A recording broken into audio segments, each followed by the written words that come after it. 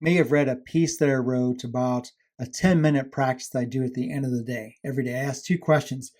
Where did I feel most alive and where did I feel least alive today? And that's the examine. So it's a 500-year-old practice that's held me up and really helps me quite a bit.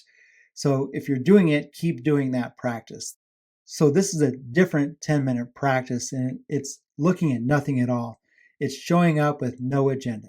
So when you think about it and you strip all this away, it almost can feel ridiculous or seem ridiculous that something this small could make such a huge impact on your life. Well, it certainly did on me. So a chair, a clock, and 10 minutes that you refuse to fill with anything will be one of the most important things you do all day long. Okay, I can hear some pushback. Even though I've described this, I know there's some out there.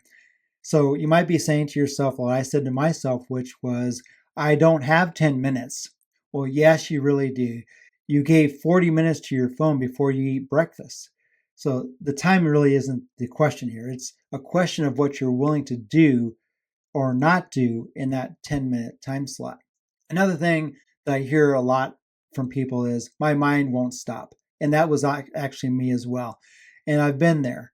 So you're not trying to shut off your mind, by the way. You're noticing it.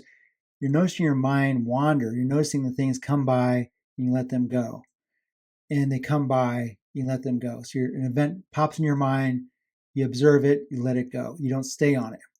That's the whole thing that's happening in there. The whole time that can happen to you where you're trying to clear your mind. If you try to do that, that's the goal. You're going to have a very difficult time because when you're trying to clear the thing that you're trying to clear, you'll think more of it. So don't do that. I did that for a long period of time and I was very confused. Like, I'm doing this wrong. So here's something else I hear.